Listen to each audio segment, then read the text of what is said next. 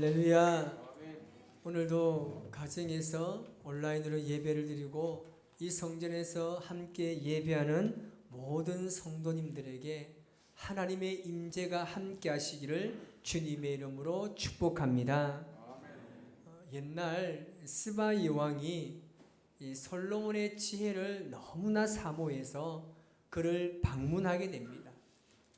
그리고 이 솔로몬의 지혜가 어떠한지를 시험해 보기 위해서 꽃을 심은 화분 2개를 가지고 왔습니다. 그런데 이 두 화분의 꽃은 똑같이 보이지만 사실 하나는 진짜 꽃이고 하나는 사람이 만든 조화였습니다. 스바이 왕이 이 화분 2개를 멀리 갖다 놓고 솔로몬에게 어느 화분이 진짜 꽃인지 물어보았습니다. 솔로몬은 잠시 생각하더니 신하에게 이야기합니다. 동산에 가서 벌과 나비 몇 마리를 잡아오라고 이야기합니다. 신하는 급히 동산에 가서 벌과 나비를 잡아옵니다. 솔로몬 왕은 그 벌과 나비를 방 안에 놓아주라고 이야기합니다. 이 벌과 이 나비가 방 안을 조금 다니더니 한쪽에 있는 화분에 가서 앉는 겁니다. 그때 솔로몬이 웃으면서 스바이 왕에게 이야기합니다. 저 벌과 나비가 앉은 화분의 꽃이 진짜 꽃입니다 라고 이야기합니다. 말할 것도 없이 진짜 꽃은 향기가 있기 때문에 벌과 나비는 향기가 있는 그 화분에 앉았던 것입니다. 각 나라마다 각 사람들마다 누구나 향기를 가지고 있습니다. 한국 사람들이 외국에 나가면 그 사람들이 우리 보고 어떤 냄새가 난다고 이야기합니까? 마늘 냄새가 난다고 이야기해요. 당연합니다. 우리나라는 대부분의 음식에 마늘 양념을 사용하기 때문에 그렇습니다. 인도에 가면 인도 사람에게 어떤 냄새가 나는 줄 아십니까? 카레 냄새가 난다고 합니다. 인도의 음식의 대부분이 카레 향으로 음식을 만들기 때문에 당연히 그렇게밖에 날 수 없는 거죠. 우리의 가정들도 마찬가지입니다.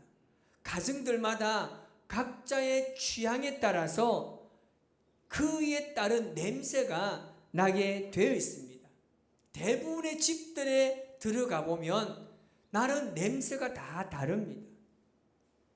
여러분들은 어떤 냄새를 가지고 있습니까? 사람들마다 풍기는 냄새가 다 다릅니다. 오늘 여러분 교회 오셨을 때 남자나 여자나 동일하게 화장을 하고 향수를 뿌리고 오셨을 겁니다. 그 사람은 늘 그 향수를 뿌리기 때문에 그 사람만의 독특한 냄새가 있습니다. 자, 그렇다면 예수를 믿는 우리에게서는 어떤 냄새가 나야 합니까? 우리들에게는 예수님을 믿는 냄새가 나야 하는 줄 믿습니다. 찬양 중에 그런 찬양이 있습니다. 너는 그리스도의 향기라. 우리 이 시간 다 같이 한번 찬양해 볼까요? 자, 옆에 분을 바라보면서 한번 축복하며 찬양합시다. 너는 그리스도의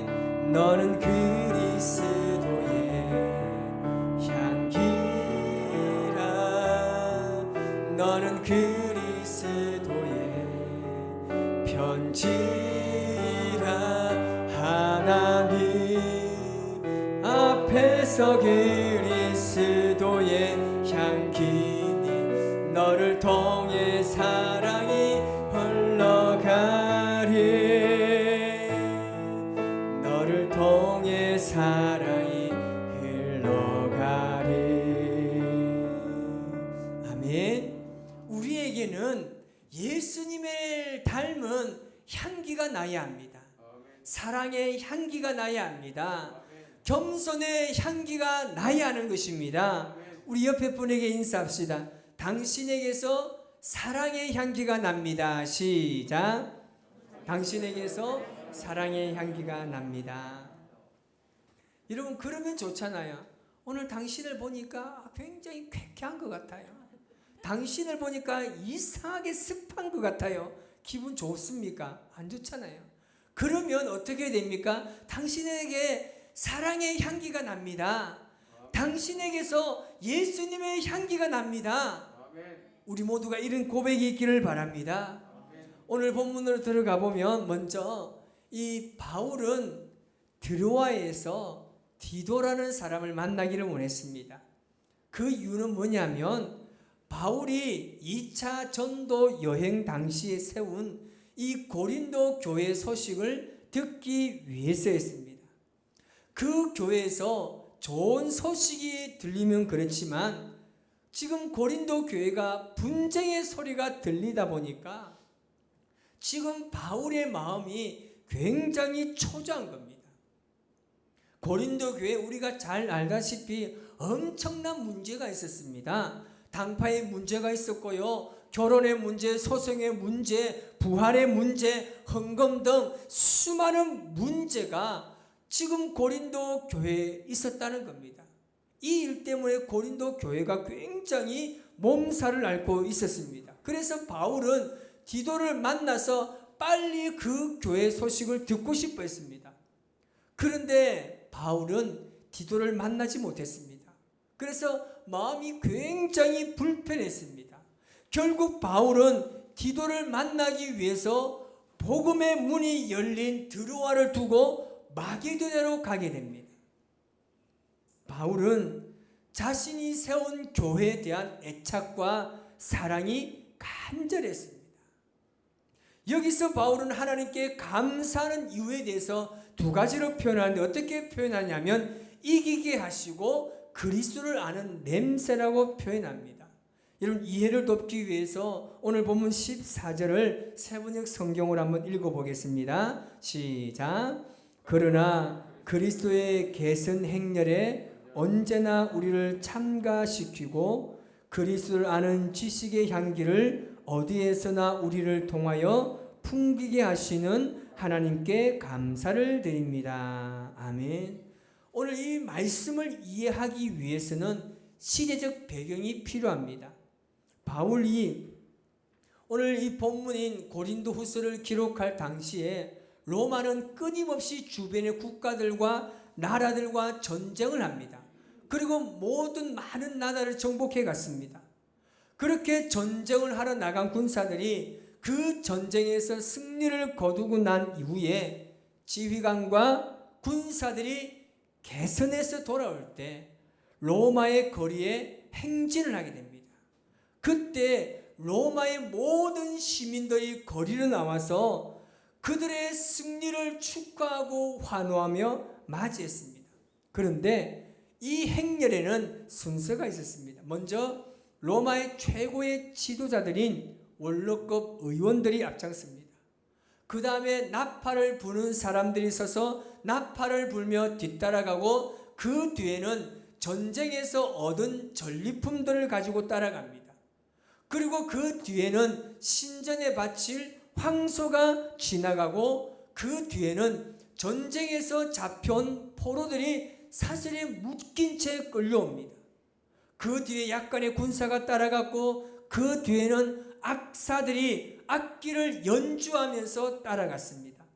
그리고 그 다음에는 향이 타는 향로를 흔들면서 제사장들이 행진을 했습니다.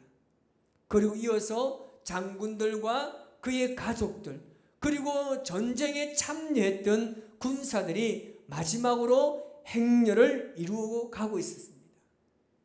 이것이 개선 행렬의 순서였습니다. 그런데 우리가 여기서 주목해야 될 것은 바로 행렬 중앙에 위치한 제사장들이 들고 갔던 향료에서 품어져 나오는 향이었습니다. 이 향이 얼마나 강렬했던지 행렬에 참가한 사람들은 물론이고 환호하는 사람들에게까지 굉장히 강렬하게 이 향이 퍼졌습니다. 그런데 우리가 가지고 있는 의문이 있습니다. 왜 이 승리에 개선 행진에서 향이 한가운데 위치하면서 강한 냄새를 풍겨나는 겁니다. 왜 그랬을까요? 그 이유는 두 가지로 말할 수 있습니다. 첫 번째는 위생적인 이유에서 그렇습니다. 지금 전쟁을 치르고 나온 군사들입니다.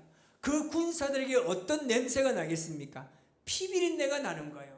사람을 죽이고 죽는 거기에서 피비린내가 그들의 몸에 스며들어 있습니다.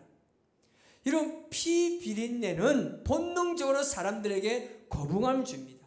인상을 찌푸리게 하고 미운 마음이나 살기가 올라오게 하는 겁니다. 그래서 승리의 축제를 더욱더 빛나게 하기 위해서 행렬 한가운데 이 냄새를 없애고자 향을 피웠던 겁니다. 두 번째는요, 다소 미신적이지만 전쟁터에서 죽은 사람들의 원혼이 따라온다고 믿었기 때문에 이 향을 통해서 그 악령을 물리칠 수 있다는 미신적인 행위로 이 향을 피운 겁니다. 바로 이런 이유 때문에 본문에서 바울은 이 향이 전쟁 포로들에게는 사망에 이르는 냄새가 되고 승리한 자들에게는 축제를 알리는 냄새가 된다고 말했던 겁니다. 여러분, 똑같은 향을 맡았지만 사람의 환경에 따라서 향의 냄새가 다르게 적용되는 것입니다. 바울은 고린도 전서에도 이와 비슷한 이야기를 합니다. 고린도 전서 1장 18절에 이렇게 말합니다. 시작. 십자가의 말씀이 멸망할 자들에게는 어리석은 것이지만 구원을 받는 사람인 우리에게는 하나님의 능력입니다. 아멘. 십자가의 도가 있습니다. 예수님이 있습니다. 이것을 거부하는 사람에게는 사망의 도가 되는 것이고 십자가의 도를 받아들이는 사람에게는 구원에 이르는 도가 된다는 것입니다. 여러분, 똑같은 십자가의 도에 대해서 어떠한 태도를 취하느냐에 따라서 사망과 생명으로 갈리게 되는 것입니다. 많은 사람들이 예수님보다 다른 것을 더 가치 있게 생각할 수 있습니다. 돈이 될 수가 있고 명예가 될 수도 있고 지식이 될 수도 있고 외모가 될 수 있고 다른 종교 등의 구원의 조건으로 내세울 수가 있는 것입니다. 그러나 그러한 것으로 이 사망은요 해결할 수가 없는 겁니다. 그래서 사도행전 4장 12절에 이렇게 말합니다. 시작. 이 예수밖에는 다른 아무에게도 구원은 없습니다. 사람들에게 주신 이름 가운데 우리가 의지하여 구원을 얻어야 할 이름은 하늘나라에 이 이름 밖에 다른 이름이 없습니다. 아멘. 그렇습니다. 여러분, 영원한 생명은 오직 예수 그리스도 뿐입니다. 그를 믿는 우리에게는 예수님의 냄새가 나야 한다고 말합니다. 바울이 이렇게 말합니다. 15절 말씀입니다. 시작. 우리는 구원을 얻는 사람들 가운데서나 멸망을 당하는 사람들 가운데서나 하나님께 바치는 그리스도의 향기입니다. 아멘. 여기서 말하는 향기는 요디라는 원어가 가지고 있습니다. 이 뜻은 좋은 냄새를 풍기는 것으로 인위적인 것이 아닙니다. 그리스도의 속성에서 풍기는 향기를 말합니다. 그리스도의 향기는 또 다른 의미에서 보면 우리의 정체성을 뜻합니다. 예수를 믿는 것은 내 안에 예수님이 계신다는 것을 뜻합니다. 예수님께서 나와 함께 하시면 여러분 그 향기가 나지 않을 수가 없습니다.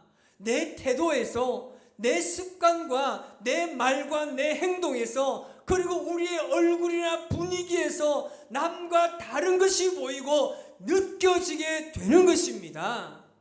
바울은 이방인들에게 복음을 전하기 위해서 부르심을 받았습니다. 바울을 통해서 많은 사람들이 예수님을 영접했고 구원함을 얻었습니다. 바울은 그야말로 예수 그리스도의 향기로 삶을 살았습니다. 여러분, 그렇다고 해서 사람들이 바라보는 이 바울의 삶이 정말 아름다웠습니까? 아닙니다. 그렇지 않습니다. 숱한 죽음의 위기가 있었습니다. 전도하기 위해서 배를 타다가 죽을 뻔했습니다. 죽기 전까지 맞은 적도 얼마나 많습니까? 그 당시 사람들이 예수님을 믿는다는 것은 세상의 모든 것을 포기해야만 하는 일이었습니다. 세상의 모든 것뿐만 아니라 자칫 잘못하면 자신의 생명도 포기해야만 하는 아주 위험한 일이었습니다. 그럼에도 불구하고 그들은 목숨을 걸고 세상의 모든 것을 포기한 채 오직 예수 그리스도의 복음을 위해서 살았습니다. 그리스도의 향기라는 정체성을 여러분 드러내는 것은 결코 쉬운 일이 아닙니다. 그러나 예수님께서는 우리로 하여금 우리가 거하는 모든 곳에서 그리스도의 향기가 되라고 말씀하십니다. 우리는 예수를 믿는 사람에게나 예수를 믿지 않는 사람에게나 누구에게나 그리스도의 향기를 드러내야 할 줄 믿습니다. 예수를 믿지 않는 사람들 앞에서 자신에게 손해가 될까 싶어서 그 마음이 두려워서 그리스도인임을 숨기는 사람들이 오늘 현실에 얼마나 많습니까? 특히 코로나 시대에 살아가면서 세상의 사람들이 교회를 향해서 지적하고 욕하니까 성경책도 제대로 들고 가지 못한대요. 이래서야 어떻게 내가 그리스도라고 말할 수 있겠습니까? 요즘 코로나 시대라고 해서 전도가 잘 안 된다고 말합니다. 그럴 수도 있지만 모든 교회가 그런 것은 아닙니다. 세상 사람들은, 그리고 예수 믿는 사람들을 보십시오. 세상을 탓하고 환경을 탓하지만 그렇지 않습니다. 성도가 성도답지 못하기 때문에 전도가 안 되는 거예요. 교회가 교회답지 못하니까 복음을 전할 수가 없는 겁니다. 성도들에게서 예수님의 냄새가 나지 않고 교회에서 사랑과 은혜의 냄새가 나지 않기 때문에 전도가 안 되는 겁니다. 당연히 세상은 그리스도인들을 외면할 수밖에 없는 겁니다. 여러분, 예수님을 제대로 믿으면 세상 욕심이 없어집니다. 예수님을 제대로 믿으면 매사에 불평과 원망이 사라집니다. 예수님을 제대로 믿으면 모든 것을 용서하고 사랑할 수 있습니다. 그렇게 되면 사람이 사람다워집니다. 그리스도인들이 이렇게 살아야 하지 않겠습니까? 예수님께서 어떻게 사는 것이 진정한 그리스도인의 삶이라고 말씀하셨습니까? 마태복음 5장 13절에서 14절에 이렇게 말합니다. 시작. 너희는 세상의 소금이니 소금이 만일 그 맛을 잃으면 무엇으로 짜게 하리요? 후에는 아무 쓸데없어 다만 밖에 버려져 사람에게 밟힐 뿐이니라. 너희는 세상의 빛이라. 산 위에 있는 동네가 숨겨지지 못할 것이요. 아멘. 소금과 같이 희생하고 빛과 같은 착한 행실로 많은 사람들 앞에 나타낼 때에 비로소 교회의 본인의 역할을 감당하게 되는 것입니다. 이야기 하나 하고 마칠까 합니다. 페르시아의 우화 가운데 이런 이야기 있습니다. 어느 날 한 여행객이 길을 걸어가다가 점토 한 덩이를 발견하게 됩니다. 이 여행객이 그 흙을 보는데 얼마나 좋은 냄새가 나는지 그 여행객은 가던 길을 멈추고 그 흙을 바라보며 물었습니다. 너는 어떻게 그렇게 좋은 냄새를 풍길 수가 있니? 라고 물어봅니다. 그러니까 그 흙이 여행자에게 이야기합니다. 나는 장미꽃과 같이 있었기 때문에 장미꽃의 향기가 남아서 좋은 냄새를 풍기게 되었습니다. 라고 말했습니다. 여러분, 예수님을 믿는 사람들에게서 그리스도의 향기가 나는 것은 어떻게 보면 정상입니다. 당연한 겁니다. 여러분들이 세상에 나아가서 세상 사람들 우리를 바라볼 때 예수님을 바라보지 못한다면 철저하게 회개하고 주님 앞에 바른 삶을 살아가시기 바랍니다. 이 시간 여러분들에게 여러 가지 소원이 아마 있을 겁니다. 나에게 물질이 필요하고 내 자녀가 잘 되기를 바라고 우리 모두가 건강하게 살기를 소원할 겁니다.